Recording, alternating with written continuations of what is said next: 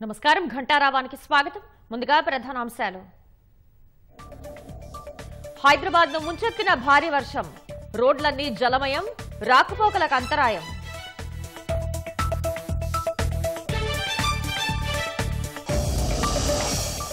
జిల్లాల్లో తీవ్ర నష్టాన్ని మిగిల్చిన అకాల వర్షం, దెబ్బతిన్న పంటలు, పిడుగుపాటుకు 3 మృతి.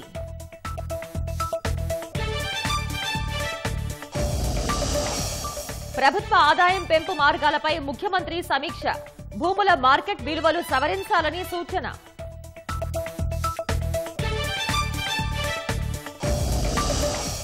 కేజ్రీవాల్ మధ్యంతర బెయిల్ ఉత్తర్వులపై సుప్రీంకోర్టు స్పష్టత, ఢిల్లీ సీఎంకు ఎలాంటి ప్రత్యేక మినహాయింపులు ఇవ్వలేదని వెల్లడి. హమాస్తో యుద్ధంలో ఇజ్రాయెల్కు గట్టి ఎదురుదెబ్బ, సొంత సైన్యంపైనే కాల్పులు జరపడంతో 5 మృతి.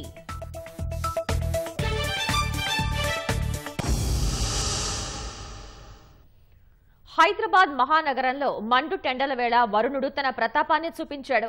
2.5 గంటల పాటు ఏకధాటిగా కురిసిన వానకు నగరమంతా తడిసి ముద్దయింది. రహదారులపై వరద నీరు నిలిచిపోవడంతో వాహనాల రాకపోకలు చాలాసేపు స్తంభించిపోయాయి. మలక్పేట రైల్వే వంతెన వద్ద వరద నీటిలో అంబులెన్స్ చిక్కుకుపోగా ఆసుపత్రికి వెళ్లాల్సిన ఓ రోగి గంట పాటు ఆక్సిజన్ అందక విలవిల్లాడాడు.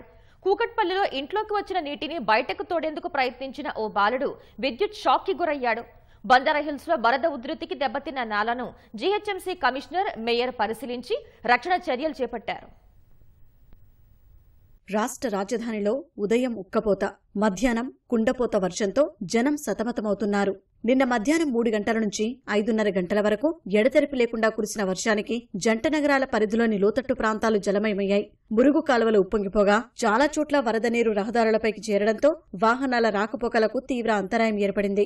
సాయంత్రం కార్యాలయాల నుంచి ఇళ్లకు వెళ్లే ఉద్యోగులు ఇబ్బందులు ఎదుర్కొన్నారు. హిమాయత్ నగర్ వీధి నంబర్ 15లో భారీ వృక్షం నేలకొరిగి ఒక ఆటో, ద్విచక్ర వాహనం ధ్వంసం కాగా విద్యుత్ వైర్లు తెగిపడ్డాయి.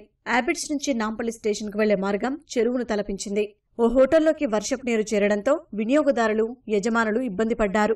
మాదాపూర్ నుంచి కేపీహెచ్బీ వైపు వెళ్లే మార్గంలో సైబర్ టవర్ వద్ద వరద నీరు నిలిచిపోవడంతో రాకపోకలకు అంతరాయం ఏర్పడింది. గచ్చిబౌలి ప్రాంతంలో ఐటీ ఉద్యోగులు విధులు ముగించుకుని కార్యాలయాల నుంచి ఒకేసారి బయటికి వచ్చి ట్రాఫిక్ లో చిక్కుకుపోయారు. Nectar Garden, Shilparamam, Cyber Gateway వద్ద వరద నీరు రోడ్లపై నిలవడంతో వాహనదారులు ఇబ్బందులు ఎదుర్కొన్నారు.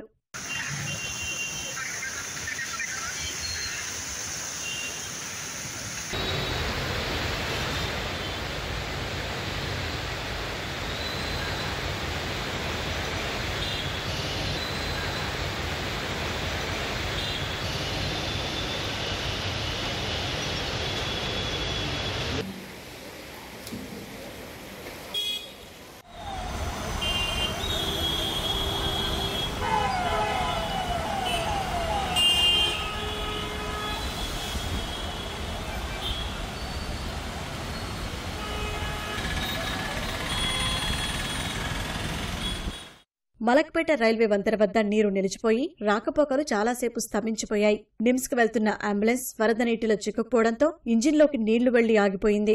దాంతో ఆసుపత్రికి వెళ్లాల్సిన రోగి గంటపాటు అవస్థలు పడ్డాడు. ఆక్సిజన్ కూడా అయిపోవడంతో చివరకు ఆటోలో ఆసుపత్రికి తరలించారు. అటు కూకట్పల్లి ప్రశాంత్ నగర్ లో గుడిసెలోకి వచ్చిన వర్షపు నీటిని తోడేందుకు కరెంట్ మోటార్ ఆన్ చేసిన 8 ఏళ్ల బాలుడు షాదుల్లా విద్యుదాఘాతానికి గురయ్యాడు.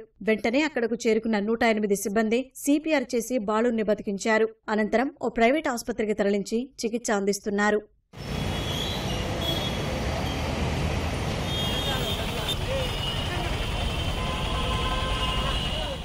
వరద నీటి ఉధృతికి బంజారాహిల్స్లోని ఉదయనగర్లో నాలాగోడ కూలిపోయింది.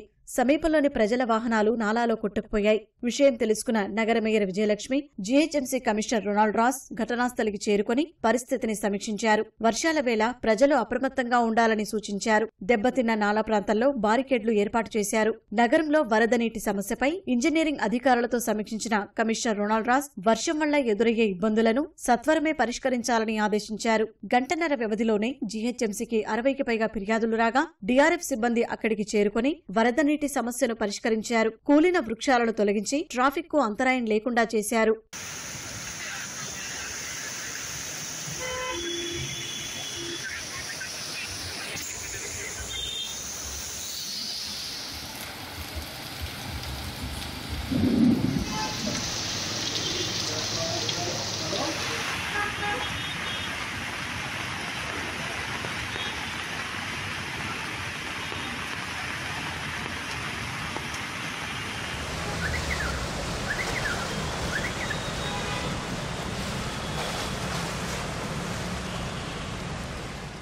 2.5 గంటల పాటు ఏకధాటిగా కురిసిన వర్షంతో జీహెచ్ఎంసీ ప్రధాన కార్యాలయం పరిసరాల్లో అత్యధికంగా 9.5 సెంటీమీటర్ల వర్షపాతం నమోదైంది. మలక్పేట్లో 8.4, బంజారాహిల్స్ లో 8.3, బేగం బజార్లో 8 సెంటీమీటర్ల వర్షం కురవగా జంట నగరాల్లోని చాలా ప్రాంతాల్లో 7 నుంచి 8 సెంటీమీటర్ల వర్షపాతం నమోదైనట్లు వాతావరణ శాఖ వెల్లడించింది. అంతేకాకుండా మరో 2 రోజుల పాటు నగరంలో మోస్తారు నుంచి భారీ వర్షాలు కురిసే అవకాశం ఉన్నట్లు వాతావరణ శాఖ ప్రకటించింది.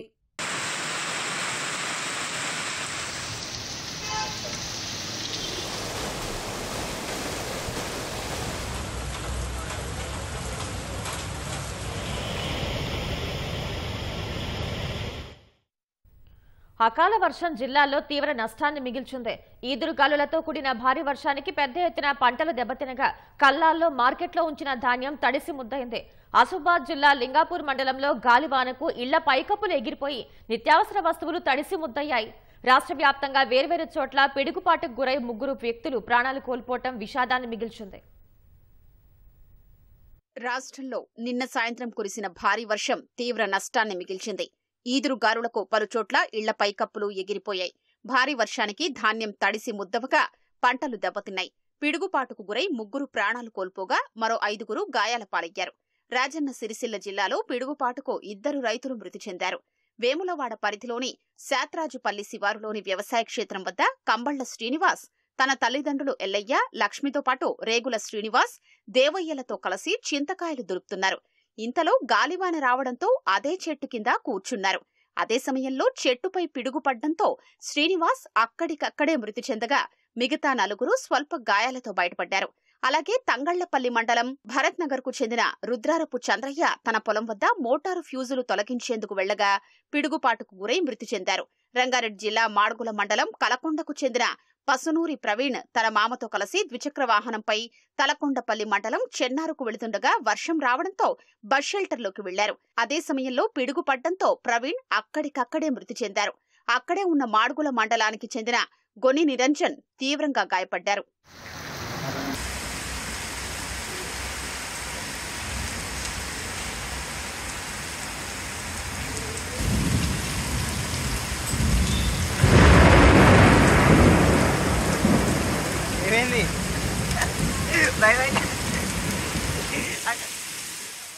రంగారెడ్డి జిల్లా చేవెళ్ల, మొయినాబాద్, శంకర్పల్లి ప్రాంతాల్లో జోరు వాన కురిసింది. చేవెళ్ల వ్యవసాయ మార్కెట్ యార్డుకు తీసుకొచ్చిన ధాన్యం వర్షానికి తడిసి ముద్దయింది. యాదాద్రి భువనగిరి జిల్లా వ్యాప్తంగా అకాల వర్షం తీవ్ర నష్టాన్ని మిగిల్చింది. యాదగిరిగుట్ట, ఆలేరు, రాజపేట, బొమ్మల రామారం, తుర్కపల్లి, మోటకొండూరు మండలాల్లో చెట్లు నేలకూలగా కొనుగోలు కేంద్రాల్లో ధాన్యం తడిసిపోయింది. తోటల్లో పెద్ద ఎత్తున మామిడికాయలు నేలరాలాయి. సిద్దిపేట జిల్లాలో ఈదురుగాలులతో కూడిన భారీ వర్షం కురిసింది. రహదారులపై ఆరబోసిన ధాన్యం వర్షానికి తడిసిపోయింది. గజ్వేల్లో ఈదురుగాలులకు చెట్టు విరిగి 2 కార్లు ధ్వంసమయ్యాయి. సంగారెడ్డి జిల్లా కోహిర్ మండలంలో ఉరుములు, మెరుపులు, ఈదురుగాలులతో కూడిన వానకు మామిడి, అరటి, బొప్పాయి తోటలు దెబ్బతిన్నాయి. సంగారెడ్డి పట్టణంలో డ్రైనేజీలు పొంగి రోడ్లపైకి నీరు చేరింది. దుబ్బాక నియోజకవర్గంలో కల్లాల్లో ధాన్యం తడిసిపోయింది.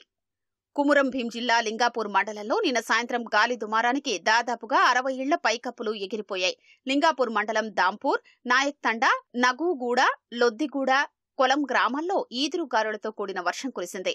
భారీ గాలులకు ఆయా గ్రామాల్లోని పైకప్పులు ఎగిరిపోగా ఇళ్లల్లో ఉన్న నిత్యావసర వస్తువులు తడిసి ముద్దయ్యాయి. ఈదురుగాలులకు తమ బతుకులు రోడ్డున పడ్డాయని, కనీసం తినేందుకు తిండి సైతం లేని పరిస్థితి నెలకొందని బాధితులు వాపోయారు. రాష్ట్రంలో భూముల మార్కెట్ విలువలు సవరించాలని ముఖ్యమంత్రి రేవంత్ రెడ్డి ఆదేశించారు. ఎక్కడెక్కడ ఎంత మేరకు సవరించాలో శాస్త్రీయంగా నిర్ధారించాలని సీఎం తెలిపారు. ఇతర రాష్ట్రాల్లో స్టాంపు డ్యూటీపై అధ్యయనం చేసి పెంచాలా తగ్గించాలా అనే నిర్ణయం తీసుకోవాలన్నారు. జీఎస్టీ ఎగవేతపై కఠినంగా వ్యవహరించాలని, ఎవరైనా అక్రమాలకు పాల్పడితే ఉపేక్షించవద్దని ముఖ్యమంత్రి స్పష్టం చేశారు. గతేడాది ఆదాయం ఆశాజనకంగా లేదని అసంతృప్తి వ్యక్తం చేసిన సీఎం ప్రభుత్వ విభాగాలన్నీ సమన్వయంతో పనిచేసి రాబడులు పెంచాలని ఆదేశించారు. రాష్ట్ర ఆదాయం పెంచేందుకు అన్ని విభాగాలు సమన్వయంతో పనిచేయాలని ముఖ్యమంత్రి రేవంత్ రెడ్డి ఆదేశించారు. అవినీతి, అక్రమాలకు అడ్డుకట్ట వెయ్యాలని, పన్నుల ఎగవేత లేకుండా కఠిన చర్యలు చేపట్టారని స్పష్టం చేశారు. రాష్ట్రానికి ఆదాయం సమకూర్చే ప్రధాన విభాగాలైన వాణిజ్య పన్నులు, రిజిస్ట్రేషన్లు, ఎక్సైజ్, గనుల శాఖల అధికారులతో సచివాలయంలో సీఎం రేవంత్ రెడ్డి సమీక్ష నిర్వహించారు. గతేడాది ఆదాయం ఆశాజనకంగా లేదని ఆయన అసంతృప్తి వ్యక్తం చేశారు. వార్షిక లక్ష్యానికి అనుగుణంగా ఆదాయం పెరిగేందుకు పక్కా ప్రణాళికతో పనిచేయాలని, అవసరమైన సంస్కరణలు చేపట్టాలని ఆదేశించారు. శాఖాపరమైన లొసుగులు లేకుండా కట్టుదిట్టంగా వ్యవహరించాలి అన్నారు. నెలవారీ లక్ష్యాల్ని పెట్టుకుని బడ్జెట్లో అంచనాలకు అనుగుణంగా రాబళ్లను సాధించారని సీఎం తెలిపారు. జీఎస్టీ ఎగవేత లేకుండా చర్యలు చేపట్టాలని అధికారులకు స్పష్టం చేశారు. క్షేత్రస్థాయి తనిఖీలు, ఆడిటింగ్ చేసి జీఎస్టీ వసూళ్లు పెంచాలని రేవంత్ రెడ్డి సూచించారు.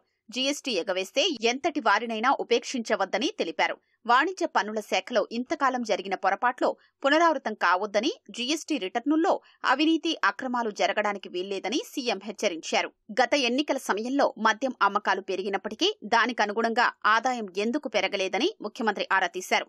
మద్యం అక్రమ రవాణా, పన్ను ఎగవేత లేకుండా కట్టుదిట్టమైన చర్యలు చేపట్టారని సీఎం ఆదేశించారు. ఇసుక ద్వారా ఆదాయం పెరగాలంటే అక్రమ రవాణా, లీకేజీలకు అడ్డుకట్ట వెయ్యాలని సీఎం తెలిపారు. సామాన్యులకు, చిన్న చిన్న నిర్మాణాలకు ఇసుక కొరత రాకుండా చూడాలని అధికారుల్ని ఆదేశించారు. సమావేశంలో మంత్రులు పొంగులేటి శ్రీనివాసరెడ్డి, జూపల్లి కృష్ణారావు, ఉన్నతాధికారులు పాల్గొన్నారు. రాష్ట్రంలో భూముల మార్కెట్ విలువలు సవరించారని అధికారుల్ని సీఎం రేవంత్ రెడ్డి ఆదేశించారు. హైదరాబాద్తో పాటు రాష్ట్ర వ్యాప్తంగా భూముల రేట్లు భారీగా పెరిగినప్పటికీ రిజిస్ట్రేషన్లు, స్టాంపుల ద్వారా ఆదాయం మాత్రం దానికనుగుణంగా ఎందుకు పెరగడం లేదనే చర్చ జరిగింది. చాలా చోట్ల భూముల మార్కెట్ విలువకు, వాస్తవ క్రయ విక్రయాల రేట్లకు పొంతన లేకపోవడమే ప్రధాన కారణమని అభిప్రాయం వ్యక్తమైంది. 2021లో భూముల విలువను, రిజిస్ట్రేషన్ ఛార్జీల్ని పెంచినప్పటికీ ఇంకా చాలా చోట్ల భూముల మార్కెట్ విలువకు, క్రయ విక్రయ ధరలకు భారీ తేడా ఉందని సమావేశంలో చర్చించారు. నిబంధనల ప్రకారం ఏడాదికోసారి సవరించాలి కాబట్టి దానికనుగుణంగా భూముల మార్కెట్ విలువ మార్చేందుకు చర్యలు చేపట్టాలని సీఎం ఆదేశించారు. ఎక్కడెక్కడ వ్యవసాయ భూములు, ప్లాట్లు, అపార్ట్మెంట్లు, వేటికి ఎంత సవరించాలి అనేది శాస్త్రీయంగా నిర్ధారించారని రేవంత్ రెడ్డి చెప్పారు. రాష్ట్ర రాబడి పెంపుతో పాటు స్థిరాస్తి, నిర్మాణ రంగాన్ని ప్రోత్సహించేందుకు భూముల మార్కెట్ ధరలు సవరించారని ముఖ్యమంత్రి వివరించారు. స్టాంపు డ్యూటీ పెంచాలా, తగ్గించాలా, ఇతర రాష్ట్రంలో ఎంత ఉందనే విషయాల్ని అధ్యయనం చెయ్యాలని చెప్పారు. సబ్ రిజిస్టార్ కార్యాలయాల్లో ఉద్యోగుల కొరత లేకుండా సర్దుబాటు చెయ్యాలని అధికారుల్ని ఆదేశించారు. చాలా చోట్ల ఇరుకైన అద్దె భవనాల్లో సబ్ రిజిస్టార్ కార్యాలయాలు ఉన్నందున స్థలాలు గుర్తించి అధునాతన మోడల్ సబ్ రిజిస్టార్ ఆఫీసులు నిర్మించేందుకు ప్రణాళికలు సిద్ధం చేయాలని సీఎం సూచించారు. హైదరాబాద్లోని కూకట్పల్లి, జగద్గిరిగుట్టలో మాదక ద్రవ్యాలు పట్టుపడ్డాయి. నిషేధిత ఎంఎండీఏతో పాటు గంజాయిని మాదాపూర్ ఎస్ఓటీ పోలీసులు స్వాధీనం చేసుకున్నారు. కూకట్పల్లిలోని శేషాద్రి నగర్లో శైలేష్ రెడ్డి, రాజశేఖర్ రెడ్డి అనే నిందితుల నుంచి పోలీసులు 3 గ్రాముల ఎంఎండీఏ డ్రగ్ ను స్వాధీనం చేసుకున్నారు. బెంగళూరులో పనిచేస్తున్న వీళ్ల మిత్రుడు ప్రేమ్ సాయి నుంచి డ్రగ్స్ తెప్పించుకున్నట్లు పోలీసులు తెలిపారు. ప్రేమ్ సాయి పరారీలో ఉన్నాడని వివరించారు. మరో కేసులో జగద్గిరిగుట్ట, తులసీనగర్లో తిలక్ సింగ్, అఖిల్ శివ అనే 2 నిందితుల్ని అదుపులోకి తీసుకున్నారు. వారి నుంచి ఉన్న 3 గ్రాముల ఎంఎండీఏ డ్రగ్ తో పాటు 45 గ్రాముల గంజాయిని స్వాధీనం చేసుకున్నారు.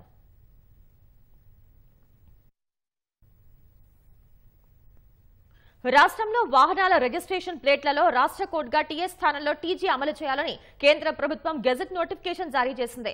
కేంద్ర ప్రభుత్వ ఉపరితల రవాణా మంత్రిత్వ శాఖ ఈ మేరకు గెజెట్ నోటిఫికేషన్ జారీ చేసింది. దీని ప్రకారం ఇక నుంచి రాష్ట్రంలో వాహనాల రిజిస్ట్రేషన్ నెంబర్ ప్లేట్లలో టీఎస్ స్థానంలో రాష్ట్ర కోడ్ను టీజీ పేరుతో ఉండే విధంగా రిజిస్ట్రేషన్లు చేయాలని పేర్కొంది. సీరియల్ నెంబర్ 29A టీఎస్ కింద రాష్ట్రాలు, కేంద్రపాలిత ప్రాంతాల కోసం వాహనాలపై రిజిస్ట్రేషన్ గుర్తు టీజీగా సవరించి గెజెట్ నోటిఫికేషన్ జారీ చేసింది. మల్కాజిగిరి భాజపా కార్పొరేటర్ శ్రవణ్ కుమార్ సహా మరో 3 హైదరాబాద్ సైబర్ క్రైమ్ పోలీసులు అదుపులోకి తీసుకున్నారు. లోక్సభ ఎన్నికల పోలింగ్ సందర్భంగా హైదరాబాద్లోని బహదూర్పురలోని ఓ పోలింగ్ బూత్ లో రిగ్గింగ్ కి పాల్పడుతున్నారంటూ సామాజిక మాధ్యమాల్లో ఓ వీడియో వైరల్ చేసిన కేసులో గురువారం వేర్వేరు ప్రాంతాల్లో 4 అదుపులోకి తీసుకున్నారు. పోలీసులు శ్రవణ్ అదుపులోకి తీసుకున్న తీరు తీవ్ర విమర్శలకు దారితీసింది. కొందరు కిడ్నాప్ చేసినట్లు ప్రచారం జరిగినా సాయంత్రానికి సైబర్ క్రైమ్ స్టేషన్ కు తరలించినట్లు పోలీసులు ధృవీకరించారు. రాత్రి 8 గంటలకు శ్రవణ్ సహా 4 అరెస్ట్ ను సైబర్ క్రైమ్ పోలీసులు స్పష్టం చేశారు. కార్పొరేటర్ శ్రవణ్ ను విచారిస్తున్నట్లు పోలీసులు తెలిపారు. మహిళా మెడికల్ ఆఫీసర్లపై వివాదాస్పద వ్యాఖ్యలు, లైంగిక వేధింపులకు పాల్పడిన కామారెడ్డి డిఎంహెచ్ఓను పోలీసులు అరెస్ట్ చేసి దేవునిపల్లి కోర్టులో హాజరుపరిచారు. డిఎంహెచ్ఓ లక్ష్మణ్ సింగ్ లైంగికంగా వేధిస్తున్నారని ఇటీవల 10 మంది మహిళా మెడికల్ ఆఫీసర్లు దేవునిపల్లి పోలీస్ స్టేషన్లో ఫిర్యాదు చేశారు. కామారెడ్డి ప్రభుత్వ ఆసుపత్రిలో డిఎంహెచ్ఓకు వైద్య పరీక్షలు నిర్వహించిన అనంతరం ఫస్ట్ క్లాస్ మ్యాజిస్ట్రేట్ ముందు పోలీసులు హాజరుపరిచారు. అనంతరం బెయిల్పై లక్ష్మణ్ సింగ్ బయటకొచ్చారు.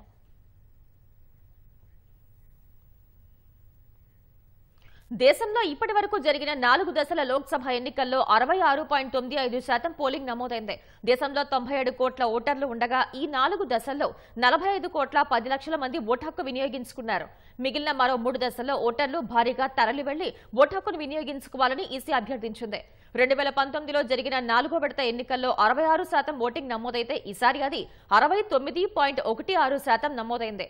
2019 మూడో దశలో 68.4% ఓటింగ్ నమోదు కాగా ఈసారి అది 65.68% వద్ద ఉండిపోయింది.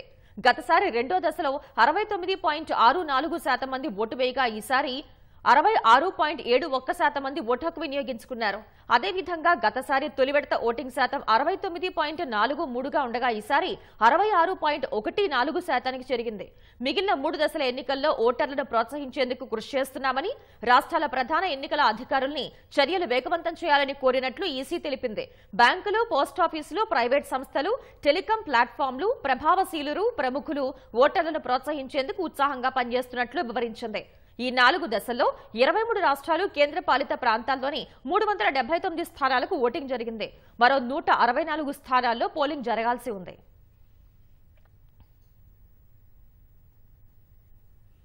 లోక్సభ ఎన్నికల్లో భాగంగా 5వ విడత పోలింగ్ మే 20న జరగనుంది. 49 స్థానాల్లో ఎన్నికలు జరగనున్న అందరి చూపు 2 నియోజకవర్గాలపై పడింది. అవే ఉత్తరప్రదేశ్లోని రాయ్బరేలీ, అమేఠీ.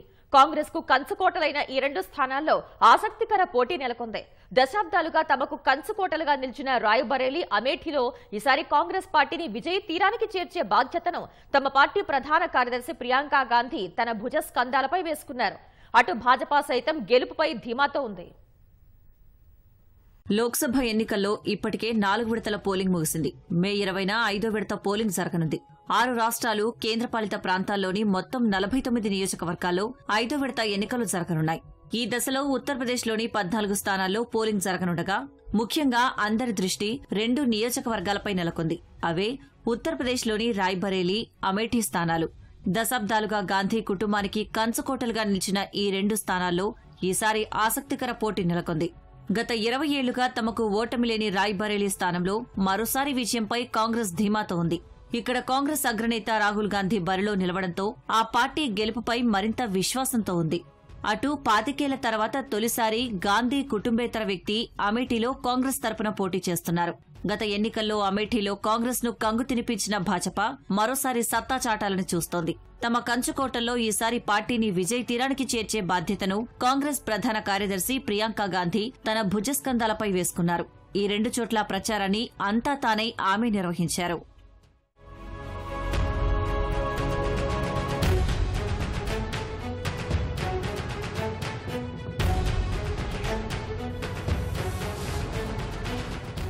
తన తల్లి సోనియాను 2 దశాబ్దాలుగా లోక్సభకు పంపుతూ వస్తున్న రాయ్బరేలీ నుంచి ఈసారి రాహుల్ గాంధీ పోటీ చేస్తున్నారు.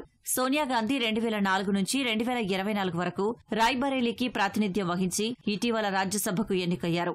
దాంతో ఆ స్థానంలో మొదట ప్రియాంక గాంధీ పోటీ చేస్తారని ప్రచారం జరిగినా చివరికి రాహుల్ బరిలో నిలిచారు. ఇప్పటికే కేరళలోని వయనాడ్ నుంచి పోటీ చేసిన రాహుల్ 2వ స్థానంగా రాయ్బరేలీని ఎంచుకున్నారు. అటు రాహుల్ గాంధీ రాయ్బరేలీ నుంచి పోటీ చేయడంపై ఎన్డీఏ కూటమి నేతలు తీవ్రస్థాయిలో విమర్శలు గుప్పించారు. గత ఎన్నికల్లో అమేఠీ నుంచి పోటీ చేసిన రాహుల్ అక్కడ భాజపా నేత స్మృతి ఇరానీ చేతిలో ఓడిపోయారు. ఓటమి భయంతోనే అమేఠీ నుంచి రాహుల్ పారిపోయారని ప్రధాని నరేంద్ర మోదీ సహా భాజపా నేతలందరూ తీవ్రస్థాయిలో విమర్శలు చేశారు. 2019 ఎన్నికల్లో సోనియా చేతిలో ఓడిపోయిన ప్రతాప్ సింగ్ ని మరోసారి భాజపా రాయ్బరేలీ నుంచి బరిలోకి దించింది. 1998 తర్వాత ఇక్కడ గెలవని భాజపా ఈసారి ఎన్నికల్లో గెలిచి కాంగ్రెస్ కంచుకోటను బద్దలు కొట్టాలని చూస్తోంది. అటు కాంగ్రెస్ మాత్రం మరోసారి గెలుపుపై ధీమాతో ఉంది. రాహుల్ వయనాడ్తో పాటు రాయ్బరేలీలో కూడా గెలిస్తే ఇక్కడ స్థానాన్ని వదులుకునే అవకాశముందని కాంగ్రెస్ వర్గాలు అంటున్నాయి. అప్పుడు ఉప ఎన్నికలో ప్రియాంక గాంధీ రాయ్బరేలీ నుంచి పోటీ చేస్తారనే ప్రచారం కూడా జరుగుతోంది.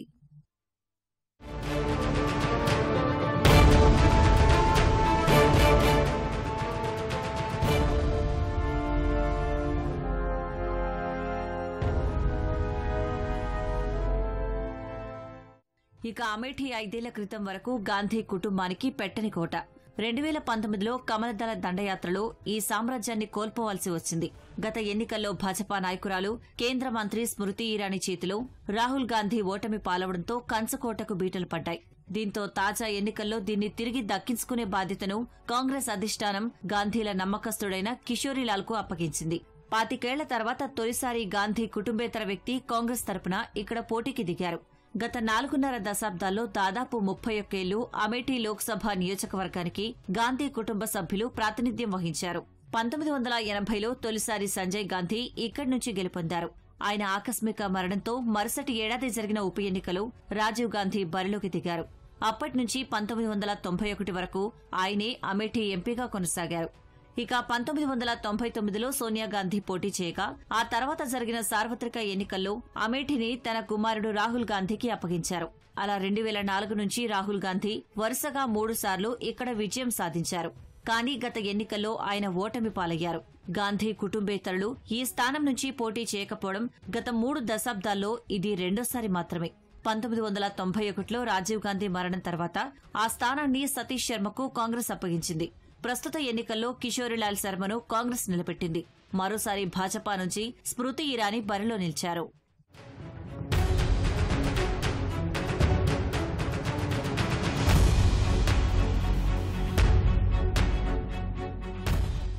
దశాబ్దాలుగా గాంధీ కుటుంబ కంచుకోటలుగా నిలిచిన రాయ్ బరేలీ, అమేఠీ లోక్సభ నియోజకవర్గాల్లో ఈసారి కాంగ్రెస్ పార్టీని విజయ్ తీరానికి చేర్చే బాధ్యతను ఆ పార్టీ ప్రధాన కార్యదర్శి ప్రియాంక గాంధీ తీసుకున్నారు. 2 చోట్ల ప్రచారాన్ని అంతా తానై ప్రియాంక గాంధీ నిర్వహిస్తున్నారు. ఇందుకోసం రాయ్ బరేలీలో ప్రియాంక ఇల్లు తీసుకుని మకాం వేశారు. తెర వెనక వ్యూహాలను రచించడంలోనూ కీలకంగా నిలుస్తున్నారు. తమ కుటుంబంతో ఈ నియోజకవర్గాలకు తరతరాలుగా ఉన్న అవినాభావ సంబంధాన్ని వివరిస్తూనే జాతీయ స్థాయి అంశాలను ఉటంకిస్తున్నారు. మోతీలాల్ నెహ్రూ హయాం నుంచి లెక్కేస్తే తమ కుటుంబానికి రాయ్ బరేలీతో 103 ఏళ్లుగా అనుబంధం ఉందని, 1921 నుంచి ఈ ప్రాంత ప్రజల కష్టసుఖాల్లో పాలుపంచుకున్నామని ప్రియాంక వివరిస్తున్నారు. ఒక్క మాటలో చెప్పాలంటే తన జట్టు కోసం ఆటలో పాల్గొనని కెప్టెన్లా ప్రియాంక వ్యవహరిస్తున్నారు.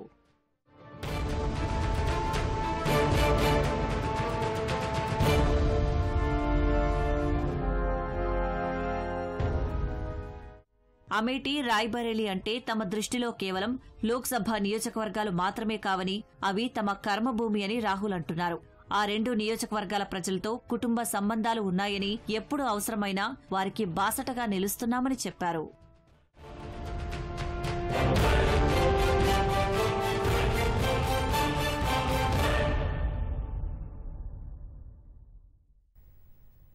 ఐదో దశ ఎన్నికలకు సమయం దగ్గర పడింది.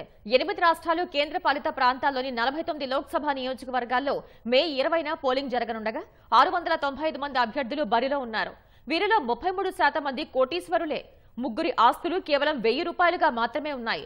బరిలో ఉన్న అభ్యర్థుల్లో కేవలం 11.8% మహిళలు ఉన్నారు. సార్వత్రిక ఎన్నికల 5వ విడతలో భాగంగా 8 రాష్ట్రాలు, కేంద్రపాలిత ప్రాంతాల్లోని 49 లోక్సభ నియోజకవర్గాల్లో మే 20న పోలింగ్ జరగనుంది. 5వ దశలో రాహుల్ గాంధీ అభ్యర్థిగా ఉన్న రాయ్ బరేలీతో పాటు అమేఠీలో పోలింగ్ జరగనుంది. 695 మంది అభ్యర్థుల భవితవ్యం 5వ దశ ఎన్నికల్లో తేలనుంది.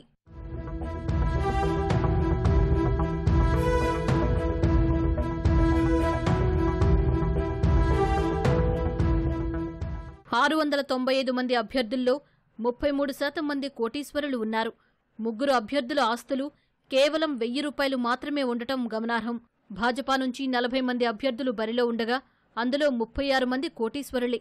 3 భాజపా అభ్యర్థుల ఆస్తుల విలువ 50 కోట్లకు పైమాటే. బహుజన్ సమాజ్వాదీ పార్టీ నుంచి 46 మంది పోటీలో నిలవగా 26 మంది కోటీశ్వరులు ఉన్నారు. కాంగ్రెస్ నుంచి 18 మంది అభ్యర్థులు ఉండగా 15 మంది కోటీశ్వరులు. సమాజ్వాదీ పార్టీకి చెందిన మొత్తం 10 మంది అభ్యర్థులు కోటికి పైగా ఆస్తులు కలిగి ఉన్నారు.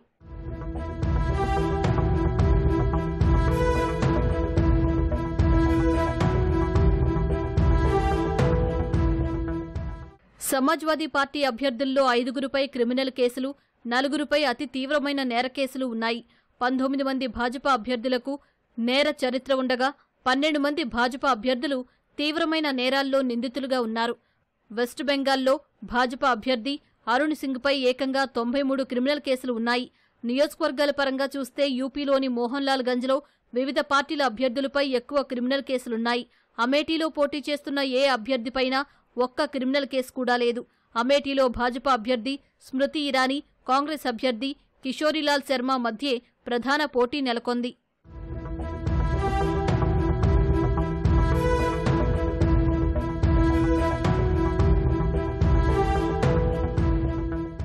695 మంది అభ్యర్థుల్లో మహిళలు 82 మంది ఉన్నారు. తృణమూల్ కాంగ్రెస్ నుంచి 7 అభ్యర్థులు ఉండగా అందులో 3 మహిళలే ఉండటం గమనార్హం. 46 మంది బీఎస్పీ అభ్యర్థుల్లో కేవలం 2 మహిళలు ఉన్నారు. 40 మంది భాజపా అభ్యర్థుల్లో 8 మంది మహిళలు ఉన్నారు. కాంగ్రెస్ 18 చోట్ల బరిలో ఉండగా అందులో 2 మహిళలు ఉన్నారు. అరవింద్ కేజ్రీవాల్ మధ్యంతర బెయిల్ ఉత్తర్వులపై జరుగుతున్న రాజకీయ చర్చపై సుప్రీంకోర్టు స్పష్టతనిచ్చింది. బెయిల్ విషయంలో ఢిల్లీ సీఎంకు తాము ఎలాంటి ప్రత్యేక మినహాయింపులు ఇవ్వలేదని తెలిపింది. తమ తీర్పు స్పష్టంగా ఉందని, తాము న్యాయం అనుకున్న విషయాన్ని తీర్పులో పేర్కొన్నామని చెప్పింది. తామిచ్చిన తీర్పుపై విమర్శనాత్మక విశ్లేషణలను స్వాగతిస్తున్నామని సర్వోన్నత న్యాయస్థానం వ్యాఖ్యానించింది. ఈ అంశంపై ఈడీ, కేజ్రీవాల్ తరపు న్యాయవాదుల వాదనలను వినేందుకు జస్టిస్ సంజీవ్ ఖన్నా, జస్టిస్ దీపాంకర్ దత్తాలతో కూడిన న్యాయస్థానం నిరాకరించింది.